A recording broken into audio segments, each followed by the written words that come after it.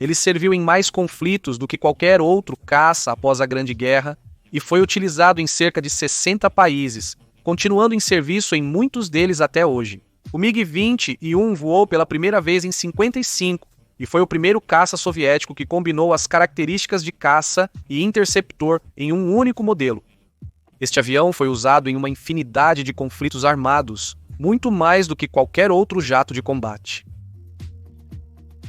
Durante todo o período de sua construção, foi objeto de mais de 30 modificações e modernizações, chegando a fabricar quase 11.500 unidades, tornando-o um dos mais produzidos na aeropedia do mundo da aviação. Em 1950, na aeropedia do mundo da aviação.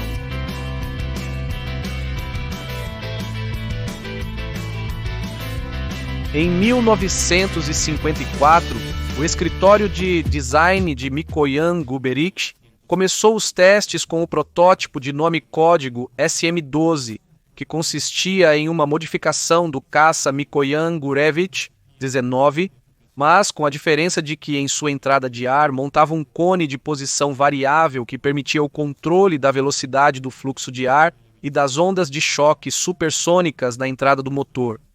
Mas isso explicaremos um pouco mais adiante.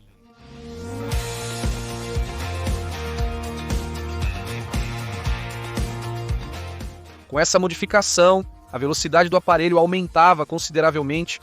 Com base nisso, começou-se o design de vários protótipos. O I-1 e o E-2 com asas em flecha, como o MiG-19, e o E-4 com asas em delta puro ou triangulares. Esses aviões realizaram os voos de teste simultaneamente com o objetivo de estabelecer qual dos dois designs era o mais adequado e quais também tinham um desempenho maior. Inicialmente, os dois protótipos estavam equiparados, dificultando a decisão dos designers.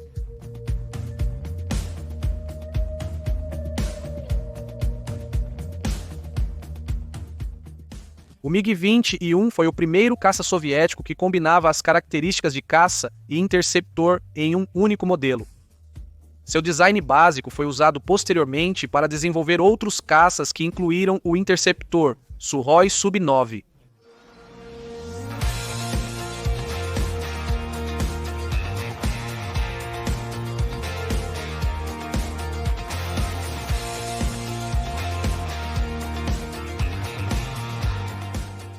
Como muitos aviões projetados como interceptores, o MiG-21 tinha pouca autonomia de voo.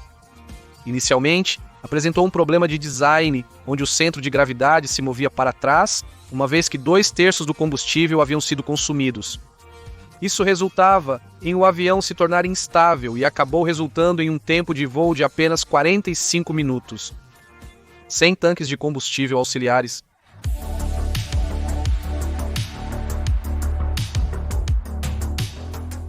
A baixa autonomia de voo das variantes F, PF, S e 1000 levaram ao desenvolvimento da modificação S-1000T, que contava com um aumento do alcance de voo de 250 km, sendo uma melhoria a incorporação de um tanque dorsal de grande capacidade que distingue esta versão de todas as demais.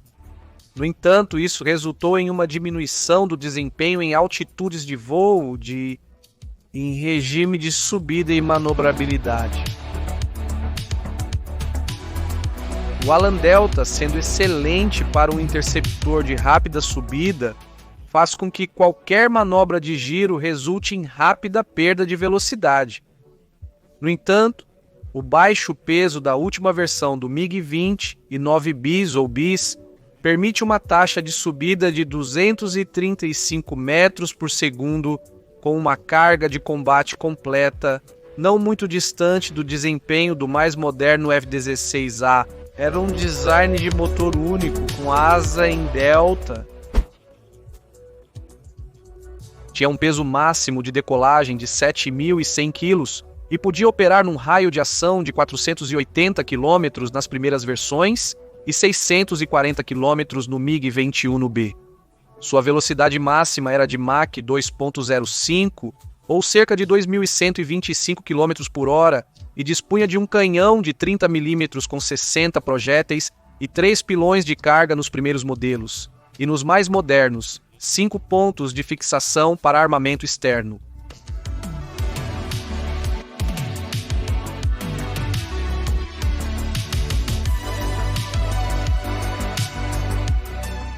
Os flaps são do tipo flutuante e usam um sistema de sopro artificial de camada limite por meio de um duto que sai do último estágio do compressor do motor e banha a superfície superior dos mesmos, possibilitando a redução de velocidade ao pousar, um sistema semelhante ao que era usado no caça F-100 e 4 Starfighter.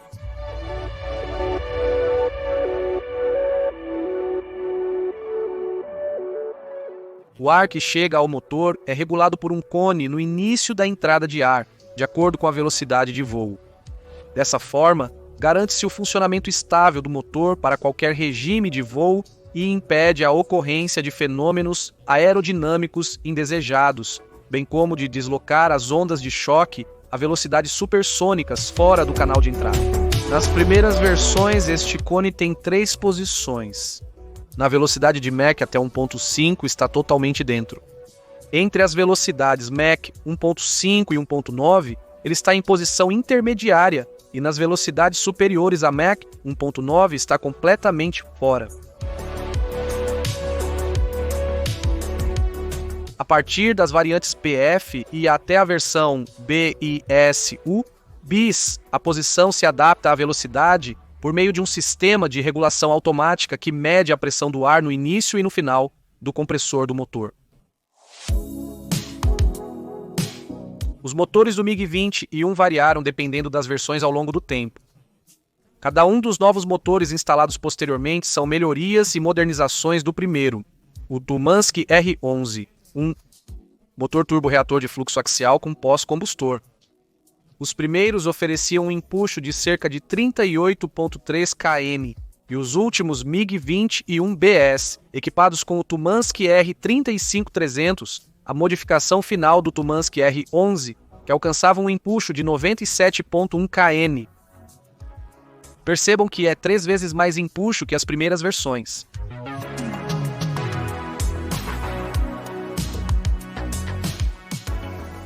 O MiG-20 9B, o mais utilizado atualmente, conta com um radar de exploração e controle de tiro do tipo RP-20 e 2M, que tem um alcance de exploração de 30 km.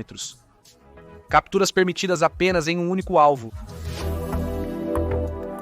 O caça, ao possuir uma capacidade limitada de ataque ao solo, conta com computadores de ponto de impacto para armas de queda livre e foguetes não guiados.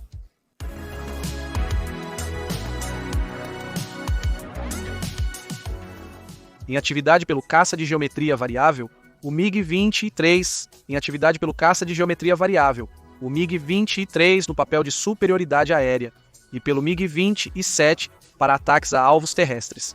Contudo, não foi totalmente retirado até a entrada em serviço do MiG-29.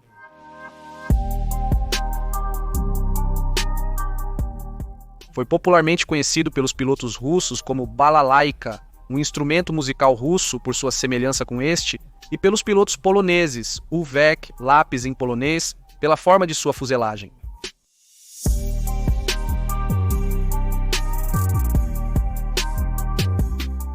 Foi empregado em uma infinidade de conflitos armados, muitos mais do que qualquer outro reator de combate. Em 1961, a Força Aérea Indiana optou por comprar o MiG-20 e 1, impulsionado em grande parte pelo fato de que a União Soviética poderia transferir a tecnologia. No ano de 64, o MiG-20 e 1 se tornou o primeiro avião de combate supersônico da Força Aérea da Índia. A boa opinião dos pilotos sobre este aparelho durante o conflito indo-paquistanês em 1965 fez com que o governo da Índia ordenasse. A Força Aérea adquiriu mais 120 caças MiG-20 e 1. No segundo conflito indo-paquistanês de 1971, ocorreu o primeiro combate aéreo entre aviões supersônicos da história. Um MiG-20 e um FL da Federação Aeronáutica Internacional derrubou um caça F-100 e 4 Starfighter com fogo de seus canhões.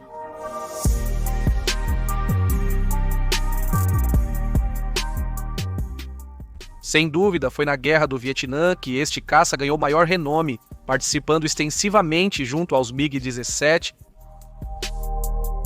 O MiG-20 e 1 foi extensivamente usado nos conflitos do Oriente Médio nas décadas de 60, 70 e 80 pelas forças aéreas do Egito, Síria e Iraque.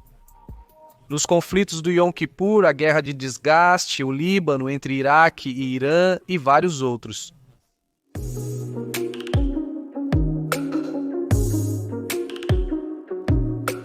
Na África, o uso mais notável dos caças MiG-20 e 1 foi durante a Guerra de Angola, também durante os conflitos entre Etiópia e Somália. Na América, no primeiro país a ter essa aeronave foi Cuba, que começou a recebê-los em 1962. Apesar do modelo original do MiG-20 e 1 ter mais de 50 anos de antiguidade, e que as últimas variantes produzidas já passaram de mais de 25 anos em serviço, forças aéreas de muitos países continuam empregando-o. Esse é o caso de países como Índia e Romênia, que através de trabalhos de modernização incorporaram a mesma aviônica avançada para colocá-los em pé de igualdade com aeronaves de quarta geração. A Força Aérea da Romênia operou os MiG-20 e 1 Lancer, uma versão modificada em cooperação com a empresa israelense Elbit System. E a Força Aérea da Índia usa o MiG-20 e 1 93, modernizado em cooperação com o próprio escritório de design RK MiG, o que era antes Mikoyan Guberic. Esses países consideram que manterão o serviço desses aviões entre 2020 e 2025, inclusive. Da mesma forma, países como o Egito, apesar de possuírem aeronaves mais modernas como o Lockheed Martin F-16 Fighting Falcon, consideram manter o MiG-20 e 1 em serviço na Força Aérea ainda por um bom tempo. Como curiosidade, estas são as fotos do MiG-20 e um F-13 adquirido em segredo e testado nos Estados Unidos. Outra curiosidade é esta versão de pouso e decolagem curta, o demonstrador de tecnologia Short Takeoff and Landing Mikoyan Gurevich, Vinak 1PD, e o Mikoyan Gurevich, Vinik 150, que mostrei no vídeo do Tupolev Tu-100 e 44 com o objetivo de testar as asas em delta que seriam incorporadas posteriormente nesse avião. Até um novo vídeo, sou Marcos e esta é a Aeropedia do Mundo da Aviação.